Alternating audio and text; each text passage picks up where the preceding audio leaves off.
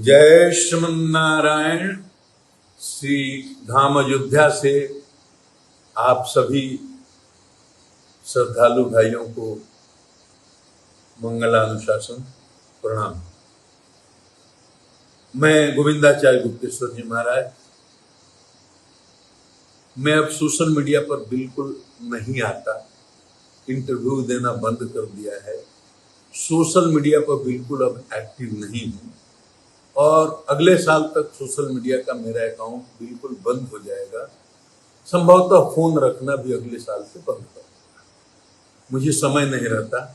अभी तो दिन में 12 से 3 बजे तक 3 घंटे के लिए मेरा फोन खुलता है, बाकी समय में फोन अपने पास रखता नहीं। बहुत लोगों ने कल से लगातार फोन किया और सोशल मीडिया के बहुत सारे क्लिप्स भेजे। वो भरत भूषण तिवारी जो बिलौटी के हैं, आरा के, उनके इनकाउंटर के संबंध। अब उसी मिट्टी में पला हूं, उसी मिट्टी में बढ़ा हूं, वहीं जवान हुआ हूं। शाहबाद की मिट्टी का मेरे ऊपर कर्ज है। बहुत लोगों का दबाव पड़ा, इस बारे में आपको कुछ बोलना चाहिए। सारी बातें आप सुन चुके हैं, सोशल मीडिया पर देख चुके हैं। उन बातों को मैं दोहराना नहीं चाहता। 2 मिनट में अपनी बात रखना चाहता हूं। मेरा प्रश्न ये है, क्या बिलौटी का भरत भूषण तिवारी अपराधी था? उसकी आपराधिक पृष्ठभूमि है? क्या वो चोर था, डाकू था, लुटेरा था, हत्यारा था, अपहरण करने वाला था, रंगदारी वसूलने वाला था, भ्रष्टाचारी था, अत्याचारी था, स्मगलर था, आतंकवादी था, नक्सलवादी था, राष्ट्रद्रोही था, समाजद्रोही था? इसका जवाब क्या है? इसमें से वो कुछ नहीं था। वो तो स्थानीय लोगों की समस्याओं को लेकर के, उनकी आवाज बन करके प्रशासन और सरकार तक पहुंचाने वाला एक पागल मस्ताना दीवाना योद्धा था। मुझे तो ये देख समझ करके ही महसूस हुआ, ठीक है, जवनिया गांव के विस्थापितों को लेकर के समस्या थी, उसके लिए वो संघर्ष कर रहा था, प्रशासन और सरकार तक अपनी बात पहुंचाना चाहता था। विरोध का उसका तरीका गलत था, लेकिन उसका उद्देश्य तो बहुत ही पवित्र था। तो अपने लिए तो उसने कभी कोई मांग नहीं की, न प्रशासन से न सरकार से। वो तो आम लोगों की व्यवस्था से जो तकलीफें हैं, उन तकलीफों के लिए प्रशासन से, सरकार से मांग कर रहा था। तो व्यवस्था को गाली देना, पुलिस को गाली देना, क्या इतना बड़ा अपराध है कि उसके लिए किसी को गोली मार दी जाए? और जिला पुलिस प्रशासन ने जो प्रेस को अपनी विज्ञप्ति एक जारी की है, एक पत्रकार ने आरा से मुझे भेजा था, मैंने उसको देखा। उसमें भी ये नहीं बताया गया है कि एक बहुत बड़ा अपराधी था। उसमें ये बताया गया है कि वो मानसिक रूप से विक्षिप्त था। और मानसिक रूप से विक्षिप्त था तो उसका कहीं इलाज भी चल रहा होगा, प्रशासन को इसका प्रमाण भी होगा। मुझे लगता है, जितना सोशल मीडिया का क्लिप मैंने देखा है, कि फ्रस्ट्रेशन के कारण इमोशनली अनबैलेंस्ड हो गया था। उसको चालू भाषा में आप विक्षिप्त भी कह सकते हैं। लेकिन एक बात है, उसे गोली क्यों मारी गई? मैंने उसके हाथ में रिवॉल्वर देखा, पिस्टल देखा, तो बताइए ये कौन सा हथियार है? उसके साथ कोई गिरोह नहीं था, कोई गैंग नहीं था, कोई अत्याधुनिक हथियार नहीं थे, अकेला था, एक पिस्टल थी। कितनी गोली उसके पास थी, उससे कितनी गोली बरामद हुई? और जो पुलिस वाले अत्याधुनिक हथियारों से लैस थे, जो घेरे हुए थे, उनसे उसकी दूरी कितनी?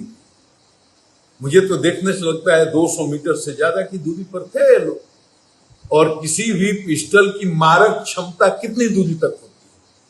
अगर वहां से वो गोली भी चलाए तो क्या 200-250 मीटर की दूरी पर जो पुलिस वाले खड़े हैं, वो गोली उनका नुकसान कर पाएगी? तो जो पुलिस के लोग हैं, जिनकी ट्रेनिंग हुई है, जिनका प्रशिक्षण हुआ है, वो इस बात को अच्छी तरह जानते हैं कि 30 मीटर तक ही उस गोली की मारक क्षमता होती है, इससे ज्यादा नहीं। तो कौन सा खतरा था, और खतरा अगर मान ले भी कि था तो उसने हथियार फेंक दिया, उसने सरेंडर किया, उसने ये भी कहा कि हमारे साथ कोई छल नहीं होना चाहिए।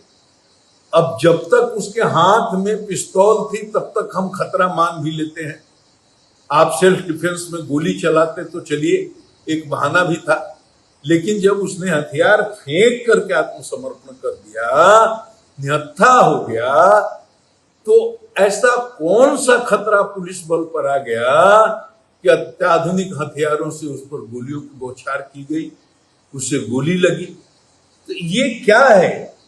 राइट ऑफ प्राइवेट डिफेंस, ये है क्या? कानून को जानने वाले ये बताएंगे। तो ये प्रश्न उठता है कि हथियार फेंकने के बाद गोली किसने चलाई, किसके आदेश पर चलाई, कौन उस टोली का नेतृत्व कर रहा था?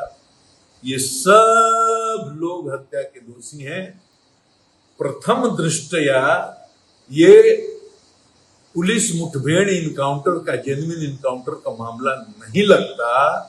सोशल मीडिया पर जितने क्लिप्स आ रहे हैं उससे स्पष्ट होता है कि हथियार फेंकने के बाद उसको गोली मारी गई, इसलिए प्रथम दृष्टया तो ये हत्या का मामला ही बनता है।